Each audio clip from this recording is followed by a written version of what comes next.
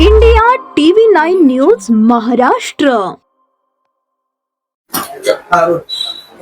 मोदींनी आवाहन केलंय की पेट्रोल कमी वापरा, त्यासोबत सोनं 1 वर्षभर खरेदी करू नका। एक सोने व्यापारी म्हणून कशा पद्धतीने बघा या वाक्यातच या पंतप्रधानांचा पराभव झालेला दिसतोय। देशाचा पंतप्रधान जर इथल्या सामान्य नागरिकांना म्हणत असेल की पेट्रोल डिझेल वापरू नका, सोनं 1 वर्ष खरेदी करू नका, सगळ्यात मोठा पराभव आहे।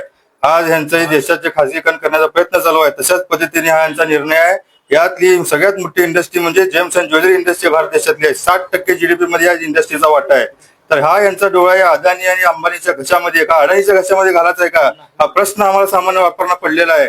आणि आज भैया म्हणल्यासारखं की सामान्य नागरिक सामान्य जनतेच्या लग्नामध्ये अर्ध्या ग्रॅमची मनी मंगळसूत्रानुसार लग्नाची सुरुवात होते, तर या माणसाला संसार कधी माहित नाही। आणि या माणसाने जर असे निर्णय जर देशांवर लोकांवर लागू करत असेल तर आणि लोकांना याचं देणं घेणं काय की डॉलर आणि परकीय चलनाशी सामान्य लोकांशी काय देणं घेणं आहे, हे तुमचा विषय आहे। यामध्ये जनतेवर का तुम्ही हे करता, तर अजिबात हे चुकीचं वक्तव्य आहे। आणि देशामध्ये 80 ते 90 लाख लोक या क्षेत्रामध्ये काम करतात, त्यांच्यावर उपासमारीची वेळ येऊ शकणार आहे आणि हे देशाला परवडण्यासारखं नाही आहे। आणि या इंडस्ट्रीमध्ये अनेक सुरत मधले लोक काम करतात आणि हे पंतप्रधान गुजरात मधून येतात। हे का मग अज्ञानी पंतप्रधान आहेत का त्यांचा चुकीचा निर्णय अजिबात हे लोकांना परवडणार नाही। त्यामुळे आम्ही तीव्र शब्दात पंतप्रधानांचा निषेध करतो केलेला आहे की 1 वर्षभर सोनं खरेदी करू नका। एक सोने व्यापारी म्हणून कशा पद्धतीने निर्णयाकडे पाहत आहे? मोदीजींनी सोनच सांगितलं नाही तर पेट्रोल सुद्धा वापरू नका म्हणून सांगितलंय। 4 राज्यात शेकडो उड्डाणं करून शेकडो रॅल्या करून पेट्रोल डिझेलचा चुराडा केल्यानंतर ही सोन्यावर आलेत। ही पश्चात बुद्धी झालेली आहे मोदी साहेबांना।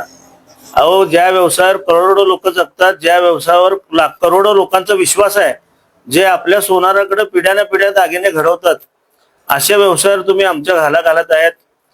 जवळपास 1.5-2 कोटी लोक या व्यवसायावर अवलंबून आहेत। सराफाने जर सोनं नाही विकलं तर त्यांच्या लेकराबाळांनी खायचं काय, त्यांनी घेतलेल्या कर्जाचं करायचं काय, त्याचं व्याज कोण भरणार, त्याच्या नोकराची पगार कोण देणार, आणि नोकराला काढल्यावर नोकरानं काय उद्योग करायचा, याचं कसलंही मार्गदर्शन मोदी साहेबांनी केलं नाही। मोदी साहेब, तुम्ही हिंदू धर्माचा फार पुरस्कार करता, परंतु गळ्यात अर्धा ग्रॅम असू दे किंवा 1 ग्रॅम असू दे, त्याची वाटी मणी मंगळसूत्र घातल्याशिवाय आपल्या हिंदू लोकांचा संसार सुरू होत नाही। अशा हिंदू धर्माच्या पवित्र मंगळसूत्रावर देखील तुम्ही घाला घातलायत। तसं जर तुम्हाला मंगळसूत्राची काय किंमत आहे हे माहित नाही, हे सगळ्या देशाला पण माहित आहे। त्यामुळे आमची जी काय उपजीविका आम्ही कष्ट करून खातो, आम्ही कुणाच्या चोऱ्या करत नाही। आज हॉलमार्किंगच्या दागिन्याशिवाय आम्ही धंदा करत नाही।